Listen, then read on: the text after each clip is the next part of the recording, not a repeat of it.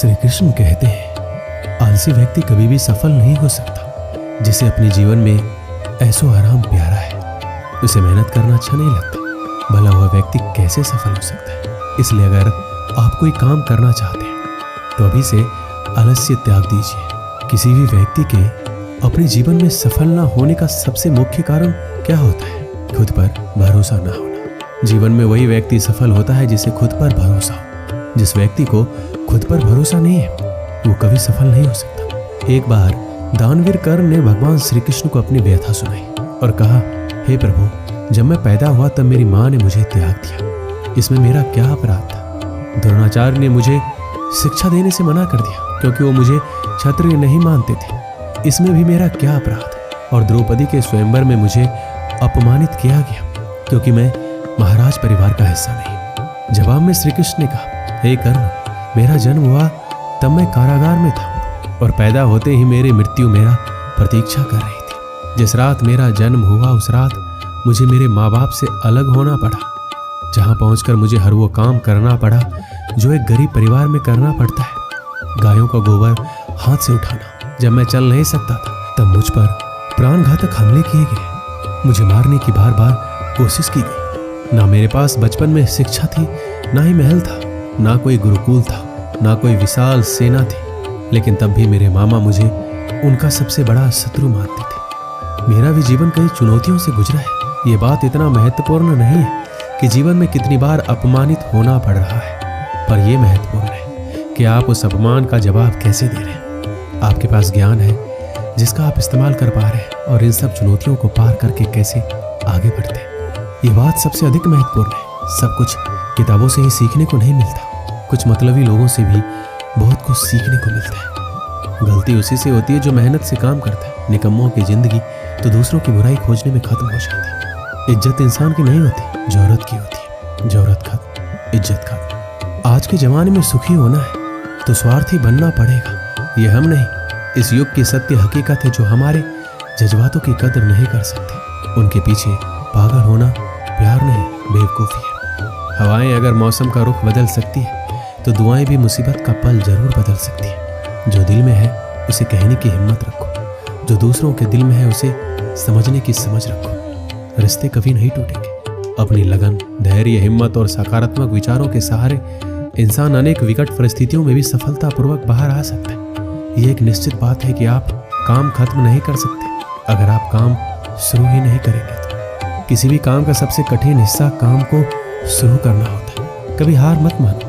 आज कठिन है, कल बदतर होगा, लेकिन कल के दिन का बाद सुनहरा होगा। अगर इंसान में कुछ करने की इच्छा हो तो दुनिया में कुछ असंभव नहीं है। जहाँ दूसरों को समझना मुश्किल हो जाए वहाँ खुद को समझ लेना ही बेहतर है। बदन है मिट्टी की, सांसें सारी उधार है। घमंड भी है तो किस बात का, यहाँ तो हम सब किराएदार हैं। परेशानियाँ जिंदगी का हिस्सा है। जिसने अपनी परेशानियों पर कदम रखा है वह जीत गया है, और जिसने अपनी परेशानियों को सर पर सवार कर लिया है वो लुट गया है। सही रास्ते पे चलना जरा मुश्किल है, पर उस रास्ते पर आपको कोई गिरा नहीं सकता। गिरते गिरते ही बच्चा चलने लगता है। डूबते डूबते ही इंसान तैरना सीख जाता है। चोट से घबराकर कभी पीछे मत हटना, क्योंकि चोट खाकर ये इंसान संभलने लगता है। असफलताओं पर लाखों ताने आएंगे, परंतु निराश मत होना, क्योंकि ये वही समय है जिसे आप पहचान जाएंगे। माँ के बाद सिर्फ हिम्मत मनुष्य का साथ देती है, जो मनुष्य को कभी हारने नहीं देती। कुदरत ने हम सबको हीरा ही बनाया, बस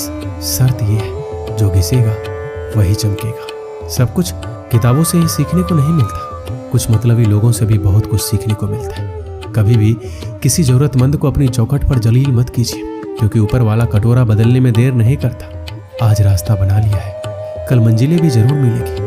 हौसलों से भरी ये कशिश एक दिन जरूर रंग लाएगी। इस संसार में कुछ भी स्थिर नहीं है, ना समय, ना प्रेम, ना घृणा, ना ही संबंध।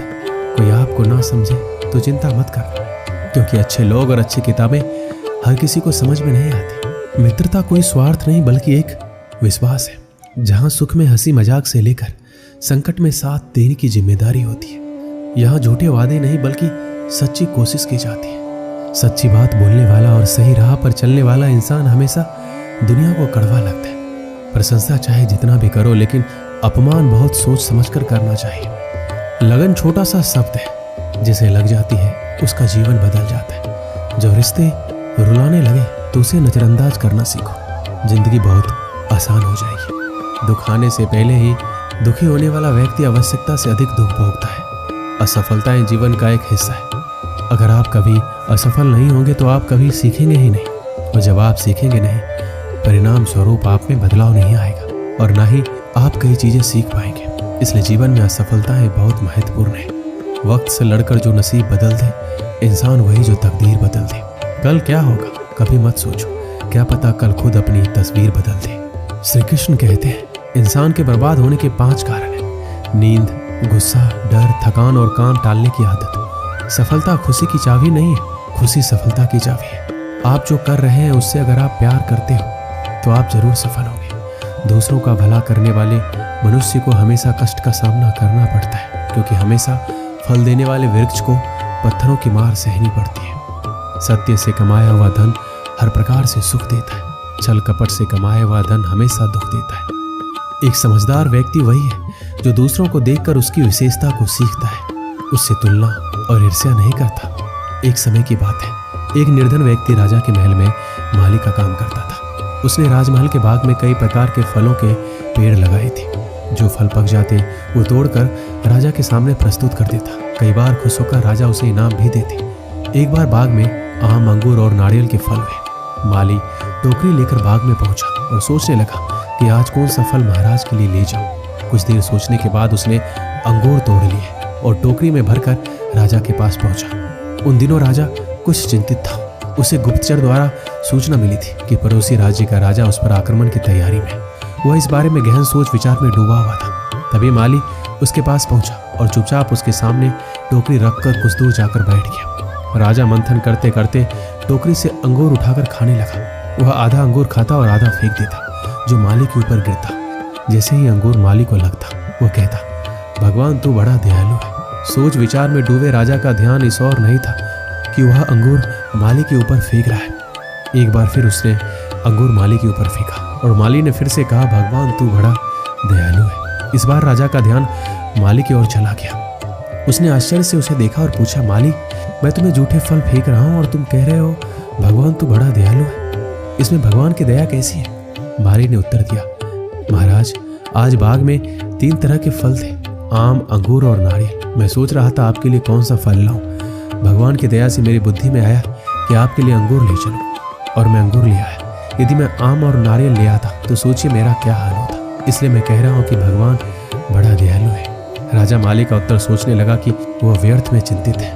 भगवान की दया से उसे समय रहते पड़ोसी राज्य के राजा के पहले से ही हुई योजना का पता चल गया है। इससे उसे अपने राज्य की रक्षा की तैयारी का पर्याप्त समय मिल गया है। उसने भगवान को धन्यवाद दिया और राज्य की रक्षा की तैयारी में जुट गया। जब युद्ध हुआ तो उसमें उसकी विजय हुई और उसने अपना राज्य बचा लिया। इस कहानी से हमें क्या सीख मिलती है? समय का चक्र ऐसा ही है, कभी अच्छा समय आएगा तो कभी बुरा।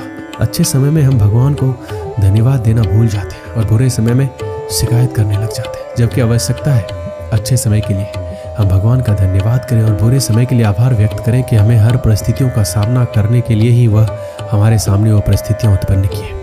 छोटी छोटी परेशानियों का सामना करके हम बड़े मुसीबतों का सामना करने योग्य बन पाएंगे। इसलिए जीवन में आने वाली छोटी छोटी समस्याओं से घबराएं नहीं, सकारात्मक रहकर समस्या के निवारण के बारे में चिंतन करें, योजना बनाएं और निवारण में जुट जाएं। बुरी परिस्थितियां आपकी दृढ़ता की परीक्षा है। ऐसे समय में टूटे नहीं, ये साबित कर दें कि आप हर परिस्थितियों का सामना कर सकते हैं, उससे उबर सकते हैं और जीवन में आगे बढ़ सकते हैं। जीवन की उबड़ खाबड़ डगर पर चलकर ही आप दृढ़ और मजबूत इंसान के तौर पर खड़े हो पाएंगे। दोस्तों, इस वीडियो में बस इतना ही। मिलते हैं अगली वीडियो में। अपना ख्याल रखिएगा। जय श्री कृष्ण।